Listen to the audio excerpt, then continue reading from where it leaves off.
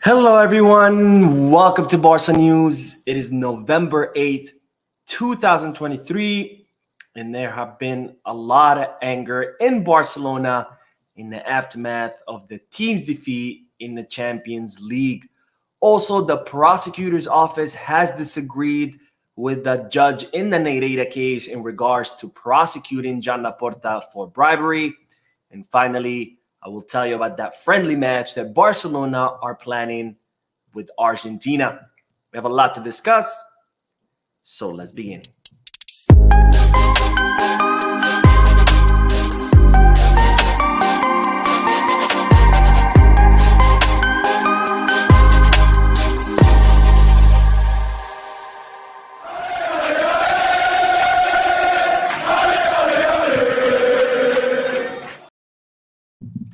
Hello, everyone. Welcome to the channel. My name is Mo, and this is Barca News' official live streams, which is on every Mondays and Wednesdays at 7:15 p.m. Eastern Standard Time. And as usual, I'll do a segment of news, and then I'll head to the chat section in order to answer any questions, get a discussion going, and read your comments. Now, as usual, I will be putting timestamps in the description and chapters in the timeline for those of you who will be watching the live stream when it ends and want to skip through that discussion. And of course, as always, make sure to hit that like button, drop a comment, and subscribe to the channel. It goes a long, long way in helping this channel continue to grow. Now, let's dive right into the news because there has been a lot of things happening ever since Barcelona's defeat yesterday to Shakhtar Donetsk in the Champions League 1-0, where Barcelona, with a victory or a draw, could have qualified to the round of 16.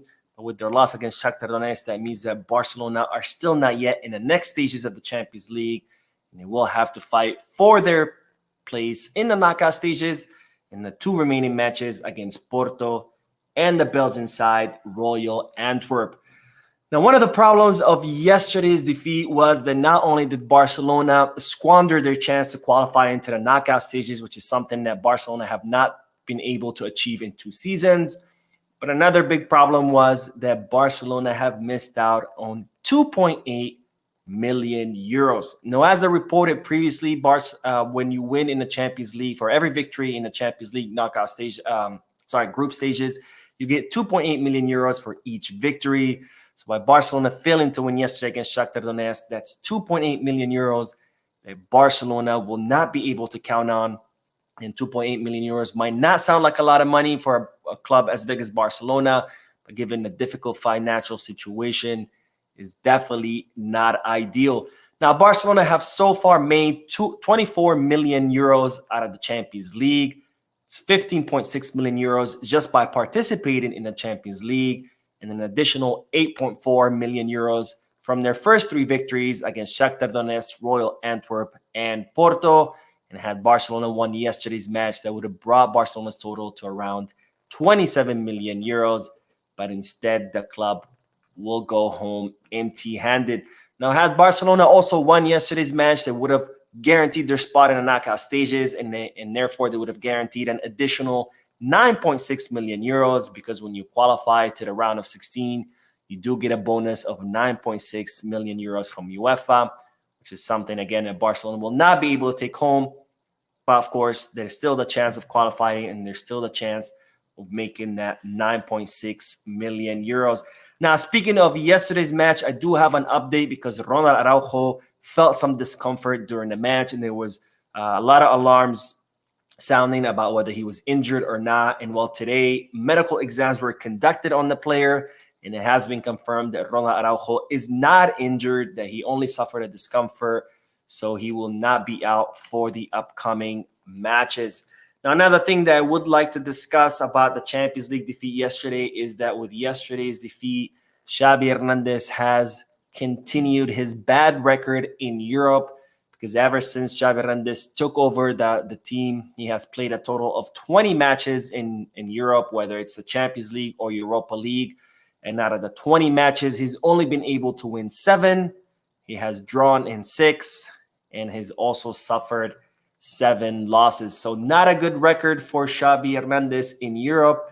And that's something that him and the team are going to have to work very hard in order to revert. Now, let's start with the chat section. Let's do a few comments, and then I will discuss the aftermath of yesterday's defeat, because there's been a lot of reports in the media about what exactly is going on, about the anger in Barcelona, the players, the Laporta, etc. I will cover all of that, and I will clarify what exactly is true and what is not. So, but let's, of course, start with the chat section. All right, let's see. Where do we start? Raul says, finally, good news out of all these predicament and embarrassment. I'm guessing you're referring to the prosecutor's office disagreement with the judge in the Negreira case. If that's the case, I will touch on it a little bit in a little bit. So I don't want to say anything because I don't want to do any spoilers. Tony says, Ferran Torres, ultimate sub. Right? And let's see. King City FC says, our team is in shambles and we need to bounce back strong. Yes, we do. And then Chuchu says, watching Real today, I was like, damn, wish we got the original Brazilians, not the phony Rafinha. I did not watch the match, Real Madrid's match today, but I do know they defeated Braga 3-0. I'm not surprised that it is Braga after all.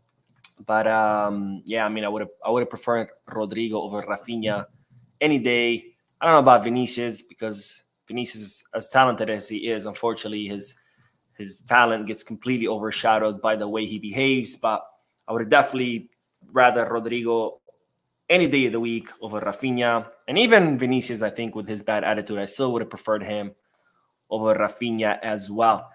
All right, let's talk about the aftermath of the Champions League defeat, because there's been a lot of reports, a lot of rumors, a lot of things circulating in the media about whether Laporta was mad at Xavi and wants to fire him, or Xavi walking into the locker room and signaling players and telling them, you're not going to be here next season. And I need to tell you, all of that is false. There's no truth to any of these reports. Laporta doesn't want to fire Xavi Hernandez. Xavi Hernandez has not indicated to players that they're going to be fired or anything like that. So there's no truth to these reports. And in the whole smoke of all these reports and rumors, I'm here to tell you exactly what happened, what's true and what's not. And this is coming directly from sources inside the club. Now, what did happen after the match, and this has been confirmed by sources in the club, that immediately after the match, Xavi Hernandez convened a meeting with the team inside the locker room, where Xavi Hernandez discussed with the players what he thought, in his opinion or in his mind, was wrong with the team. Because even though in the post-match press conference, Xavi Hernandez said that this was a mental issue, it's being reported that behind closed doors, Xavi Hernandez does not truly believe that this is only a mental problem. He strongly believes that this is also a footballing problem, where the team is obviously lacking a lot of football on the field. So Xavi Hernandez took the time after the match to address the players in the locker room, to tell them exactly what's going on, what he thinks is not working, what he thinks needs to be improved. And right after that, he gave the players a chance to speak up and say what they believed was not working and what they believed needed improvement. Now, Xavi Hernandez did not signal any player out. He did not tell any players that you're not going to be here next season, like some media reports are stating. That's completely false. What exactly happened is that Xavi Hernandez did kind of a self-criticism of himself and the team, of what he believed was not working, and then he gave the players a chance to explain the same. Now, that's not the only thing that happened in the locker room. It appears that some members of the board of directors also walked in and spoke to both Xavi and the players. And amongst those board of directors was not Joan Laporta, because Joan Laporta did not travel to Germany under doctor's orders. Now, Joan Laporta has been having a lot of health problems during the season. He's been suffering from a lot of stress, a lot of anxiety with everything that's going on at the club, with the financial situation, with the Negreira case, with all the attacks that the club have been receiving from the media. So that he has been undergoing a lot of health problems. He's currently under medication. And per doctor's orders, Joan Laporta is not allowed to travel by plane. So Laporta did not travel to Germany, and he stayed behind in Barcelona and he watched the match through television. So the board of director members that walked into the locker room and had complaints did not include John Laporta, and it seemed that these board of directors addressed both Xavi Hernandez and the players. They first addressed the players and said, look, you guys always want to renew, you want salary increases, you want bonuses, you want more money, and this is what you have to show for. You just cost us 2.8 million euros, and yet you want to keep asking for more and more money. The board of director members also addressed Xavi Hernandez and said, look, we just renewed your contract. We just gave you a raise. We just gave your entire training staff a raise. And this is what you have to show up to how you pay us back. So Duo's board of directors were very, very upset with both the players and Xavi Hernandez, and they let both the players and Xavi Hernandez know of their anger. Now, that's what happened in Germany. On the other hand, we, of course, had John Laporta, who was back in the city of Barcelona, and it's reported that he was absolutely fuming after the match ended. And there have been several sources in the club that have said it's a good thing that John Laporta did not travel to Germany, because given how angry he was, some heads could have rolled right after the match. So again, inside sources are saying that it's a good thing that Laporta did not travel, because had he traveled, he was so upset, he was so fuming, he was so angry that many heads could have rolled right after the match. Of course, it didn't, because the club have learned that with this new project, it's important to not act upon their immediate reaction after match, but instead to wait until the next day when heads are calmer, when nerves are cooler. And John Laporta does not want to fire Xavi Hernandez, as opposed to many reports that I've seen out there. He still supports Xavi Hernandez. He still believes in Xavi Hernandez's project. However, he's very, very upset about what happened. He has told Xavi Hernandez that he's very upset about what's going on. And he has demanded that Xavi Hernandez and the players fix the situation, because something needs to happen. Now, the board of directors, and including John Laporta, do understand that Frankie de Jong is missing, that he's a key player. He's very important in the midfield. But they still think that is not a valid excuse. A team like Barcelona cannot completely fall apart just because one of their players is injured. A team like Barcelona should be able to continue providing positive results with or without their most important players. So just to recap, Xavi Hernandez discussed with the team right after the match ended. He gave them kind of a self-criticism, tell them what he thinks was going on. He gave the players a chance to express themselves and think and say what they think was going on wrong. The board of directors that traveled to Germany told Xavi that they were very upset about what happened. They told the players that they were very upset what happened. And then John Laporta, who remained in Barcelona, he still supports Xavi. He still believes in Xavi, but he has told Xavi Hernandez that things need to change because he's not happy with the direction of the team. All right, let's get back to the chat section, and then we will talk about the prosecutor's office and their disagreement with the judge in the Negreira case about prosecuting John Laporta. Let's see. Chuchu says, this is easy. Get Faye into the team and Mark Bernal. It's not that easy. You can't just throw kids in there and just expect that things are going to change. Faye is not ready for the first division football yet. He just arrived in Barca Athletic a few months ago. He's still learning the Barcelona style of play. He's still getting adapted to this different competitive rhythm. You know, he only played a few months in Croatia, and it's Croatia. So Faye is not ready. Marc Bernal, he might be killing it in third division football.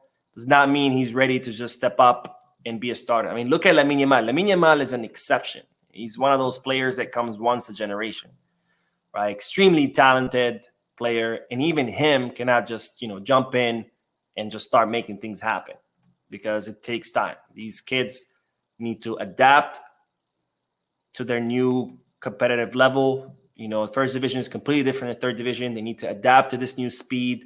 They need to adapt to this new physicality. They need to adapt to this completely new environment, and that takes time.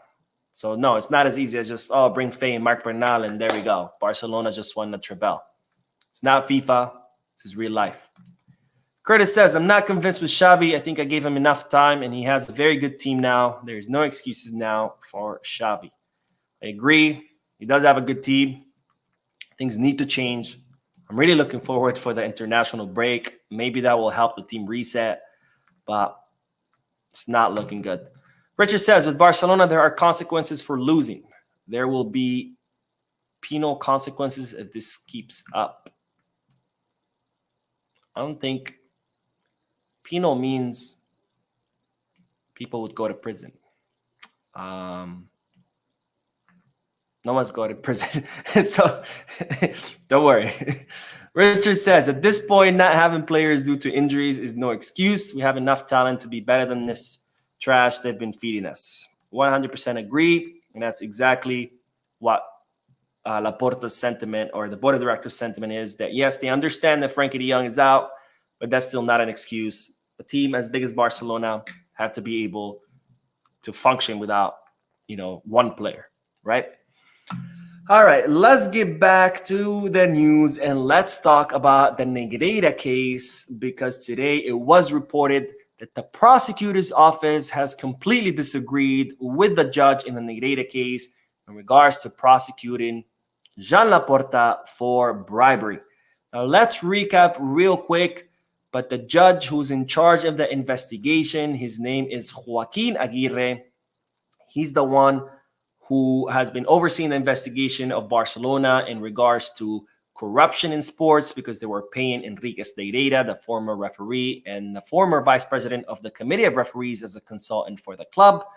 And after several months of investigation, since the investigation could not turn up any evidence that Barcelona bribed any referees or that Barcelona influenced the outcome of any matches through the hiring of Enriquez Negreira, this judge that you see on your screen, Joaquin Aguirre, decided to instead change the charges against Barcelona from corruption to bribery.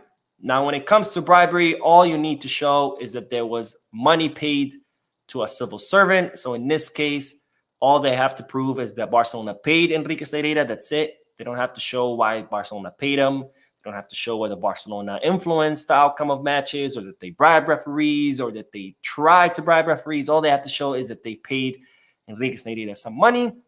But of course, the flawed thing about these charges is that Enriquez Negreira is not a civil servant, and in order to prove a charge of bribery, the person receiving the bribery has to be a civil servant, and Enriquez Negreira is not. He was the vice president of the committee of referees, which is a private body, not a governmental one.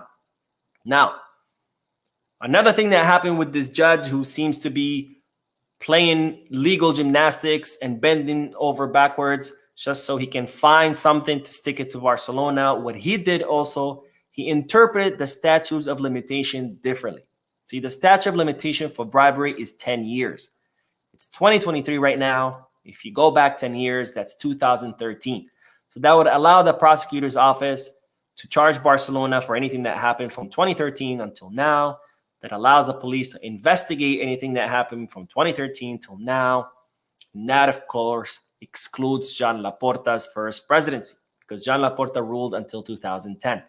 Now, what this judge did in order to include Jean Laporta in the charges was to misinterpret the statute of limitation differently, and he said that the 10-year statute of limitation should not be counted from today, from 2023, but instead it should be counted from 2018, which is when Barcelona received the last payment, or when Barcelona made the last payment to Enriquez Negreira. So if you subtract 10 years from 2018, that puts us at 2008, which is Jean Laporta's first presidency. And that is how this judge decided to bring charges against Laporta, by changing the interpretation of the statute of limitation. Well, today it's been revealed that the prosecutor's office completely disagree with this interpretation. They think that the judge is full of crap. They know the 10 years cannot go back from 2018 to 2008. The 10 years, according to the letter of the law, should be applied from 2023 back to 2013.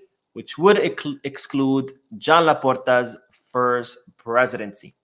Now, this will have to be decided by a court of law. A court of law will have to decide who's right here, whether it's the judge Aguirre, who's in charge of the investigation, or whether it's the prosecutor's office who are bringing the charges against Barcelona. And he will have to decide whether the statute of limitation counts from 2023 when the investigation began, or from 2018, which is when Barcelona received the last payment. Or I'm sorry, Negreira received the last payment from Barcelona. Now, this to me is absolutely mind-blowing, at the fact that this judge could still be in charge of the investigation, because it's clear that he has an agenda here. His agenda is not to investigate and find out what happened and whether Barcelona committed a crime or not. His sole agenda is to find Barcelona guilty, and he will do anything he can in his power to find Barcelona guilty, from changing the charges against Barcelona, from reinterpreting the statute of limitation. Whatever he can do, he's going to do, because he wants something to stick to Barcelona, and he's pretty much throwing shit at the wall, excuse my language, and hoping something will stick, which is absolutely disgraceful. And this guy should lose his license to practice law and should never be allowed to be a judge, because it's not the job of a judge. A judge is supposed to just listen to the facts and come up to a conclusion, rather than have a conclusion and try to twist and bend the facts to fit his personal conclusion. All right, let's get back to the chat section, and then we will talk about that friendly match that Barcelona are hoping to play against Argentina. All right, where did we leave off? Let's see. Olufemi says, what are they saying? The same Frankie they almost sold last season. Please, there's no excuse. Xabi needs to step up. Well, they're saying what you're saying, is that Frankie is not an excuse. McParsa says, we can't afford to lose against Porto. Honestly, the way we played against Porto the last time, I'm afraid that losing is definitely in the cards.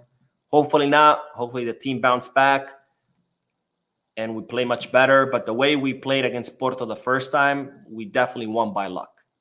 Because Porto were much better. They dominated us. They created more chances. They were unlucky and they couldn't convert any of those chances into goal. But if we play again against Porto the way we played the first time, there's a big chance that we could lose. All right, Kathy says, I don't feel like Xavi's the only one who needs to step up. These are professional athletes. They should be able to perform better than what we have been seeing. I think I agree with you. I know yesterday I completely blamed it on Xavi in the heat of the moment right after the match. And even though I do believe that Xavi is completely missing the mark and not being a good coach to Barcelona, I do think that players need to step up as well. And, I mean, the list is long, whether it's João Felix, whether it's Lewandowski, whether it's Rafinha, whether it's Gundogan. You know, there are plenty of players that need to step it up, especially because given the caliber of players that they are. Maybe not Rafinha, but given the money, how much we paid for Rafinha for sure.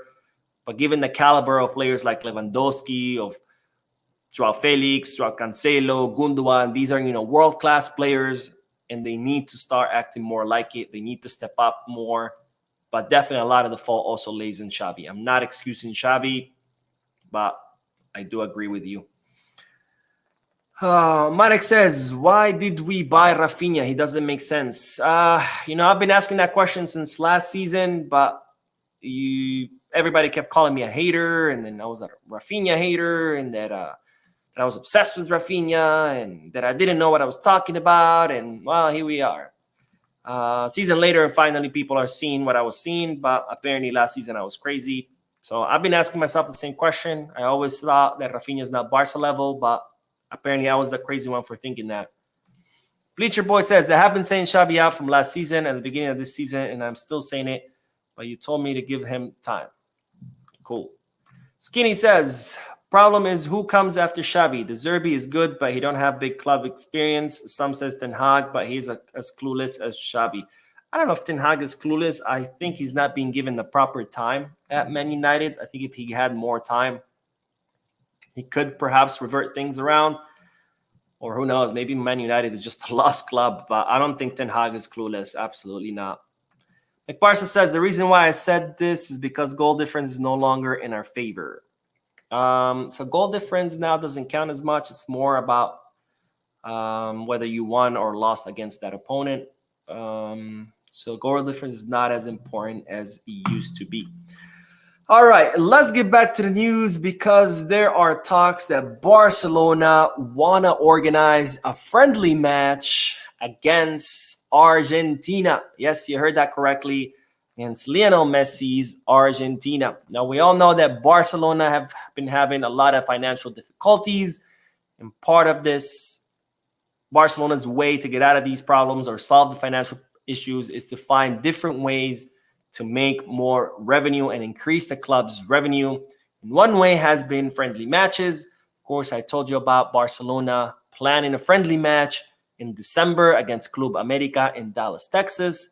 They played that friendly match, of course, at the end of last season in Japan. And they even have the US tour through the summer because that's Barcelona's way to make extra income. And then another way that the club have considered is playing a friendly match against Lionel Messi's Argentina, which would be in summer or in 2024, which is after the Spotify Camp Nou has been inaugurated. Now, this could be a beneficial way for Barcelona to achieve several goals, not only to make extra revenue, but it could also be a perfect way to say goodbye to Lionel Messi, who, of course, has been a lot of talks this past couple of years about kind of doing a goodbye to Messi, so Messi can finally say goodbye to the fans that have always supported him, because unfortunately, given the way that Lionel Messi left the club, he wasn't able to say goodbye to the fans, and the fans weren't able to say goodbye to him. So playing against Argentina would be a way to, yes, generate extra income, but it would also be a good way of having Lionel Messi say goodbye to the fans and the fans saying goodbye to him. It could also be a great way to inaugurate the Spotify Camp Nou, which is undergoing major renovations. And there's talks about that maybe Lionel Messi could present his 8 Ballon d'Ors and his World Cup to the fans, because, of course, since Messi left, he has won 2 more Ballon d'Ors and the World Cup. So this could be an opportunity for Messi to present his 8 Ballon d'Ors and his World Cup to the fans in the brand new Spotify Camp Nou in this friendly match against Argentina. Now, there's also talks about maybe Lionel Messi playing one half with Argentina and the other half for Barcelona. I think that would be pretty cool. Because, as you know, Messi will most likely be saying goodbye to Argentina as well. So maybe this could be a good way to say bye to both.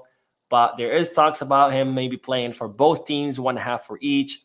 And again, this will be in 2024 in order to inaugurate the Spotify Camp Nou and give Messi a chance to say goodbye to the fans and for the fans to say goodbye to him after everything that we've been through together, being the best player in the history of our club. What do you guys think? Let me know in the chat section. Do you think this is a good idea? Would you like to see Barcelona play against the world champions? Let me know, and let's resume with the chat section. Let's see. Richard says, Lewa's time is up. No, Lewa still has some time. Klaus says, Manchester United have been lost for a long time. Yes, they have. Yes, they have. Ever since Sir Ferguson left, they've been just on a decline, and I don't know what can save that club. I have no idea. All right, let's see. Klaus says also, it's a quite big task to fix Manchester United. They have not been the same since Sir Alex. I agree. And unfortunately, Ten Hag is getting the brunt of it. But I don't think it's his fault. There have been several coaches that have gone through there and nothing. But to say that Ten Hag is clueless, I mean, that's just crazy to me. All right, let's see. What else?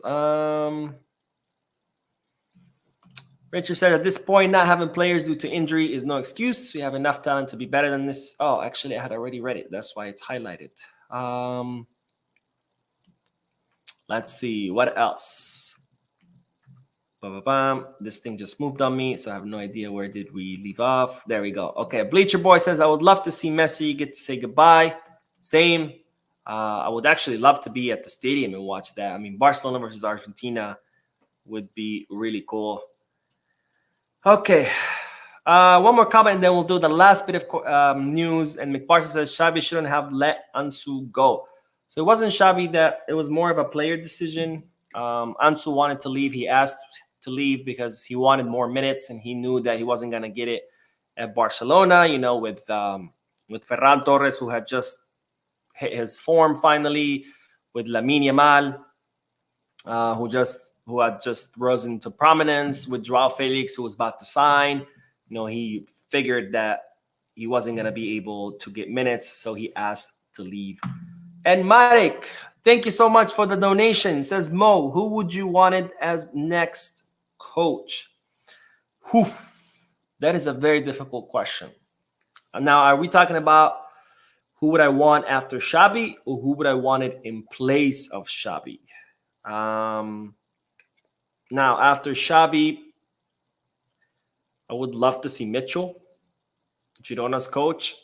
I think if there's anyone who plays the Barcelona way, it's him. And what he's been able to do with Girona in 2 seasons is short of a miracle. I mean, Girona has a budget of 55 million euros.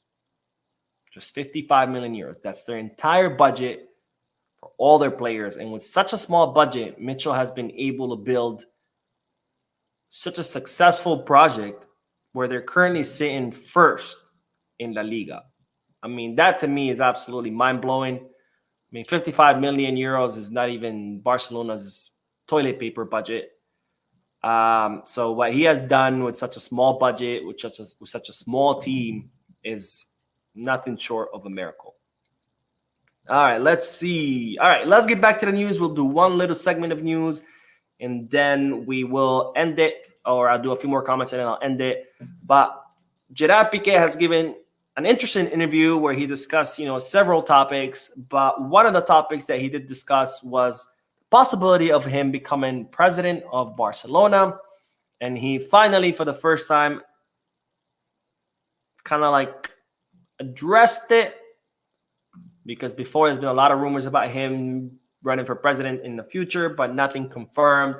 And well, in regards to being Barcelona's president, Gerard Pique said the following, and I will make this bigger for you so you can see it. And I will take my logo off. But he says, I don't rule it out, but I don't have it in my head. It's very sacrificial. You put everything in for the good of the club without financial benefit. But only consider it because of the connection, because I feel that I owe the club a lot.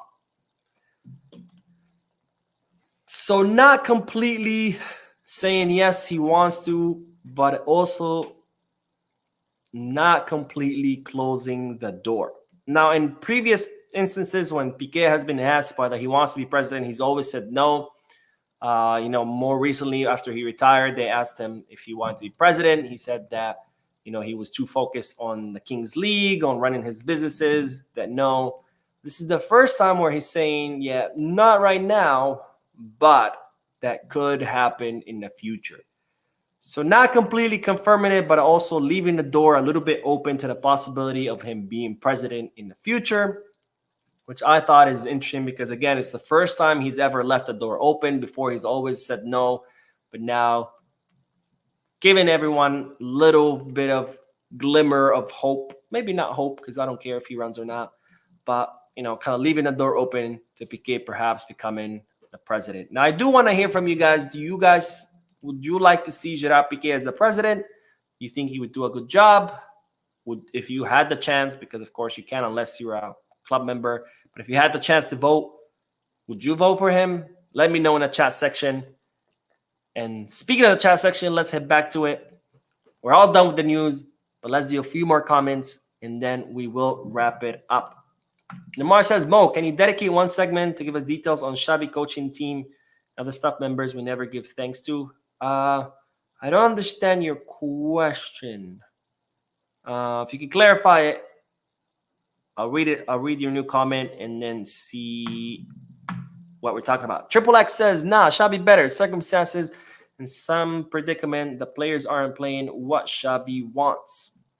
And Marek says, what Pique meant is, I give up some money, so I deserve to be Barca president. Close enough. Close enough. All right. That is it for today, guys. Thank you for joining in, for your comments, for your likes, for your support, for your subscriptions. You guys are freaking amazing. I will see you in tomorrow's video. And as always, peace, cars.